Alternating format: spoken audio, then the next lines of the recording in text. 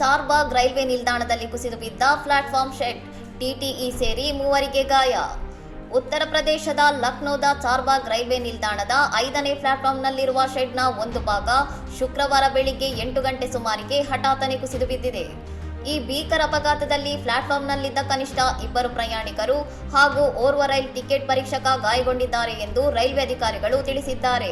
ರೈಲು ಭೂ ಅಭಿವೃದ್ಧಿ ಪ್ರಾಧಿಕಾರವು ನಿಲ್ದಾಣದ ಪುನರಾಭಿವೃದ್ಧಿ ಕಾರ್ಯ ಕೈಗೊಂಡಿದ್ದ ವೇಳೆ ಈ ಘಟನೆ ನಡೆದಿದ್ದು, ಕುಸಿದ ಶೆಡ್ ಅನ್ನು ಆಧುನೀಕರಣ ಯೋಜನೆಯಡಿ ತೆರವುಗೊಳಿಸಲು ಈಗಾಗಲೇ ಗುರುತಿಸಲಾಗಿತ್ತು.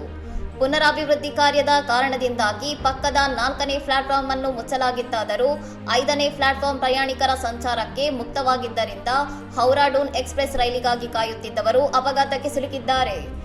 ಗಾಯಗೊಂಡ 3 ತಕ್ಷಣವೇ ತುರ್ತು ವೈದ್ಯಕೀಯ ಚಿಕಿತ್ಸೆ ನೀಡಲಾಗಿದ್ದು, ಸದ್ಯ ಅವರೆಲ್ಲರೂ ಪ್ರಾಣಾಪಾಯದಿಂದ ಪಾರಾಗಿ ಸ್ಥಿರವಾಗಿದ್ದಾರೆ ಎಂದು ಹಿರಿಯ ವಿಭಾಗೀಯ ವಾಣಿಜ್ಯ ವ್ಯವಸ್ಥಾಪಕ ಸಮರ್ಥ್ ಗುಪ್ತಾ ಖಚಿತಪಡಿಸಿಕೊಂಡಿದ್ದಾರೆ.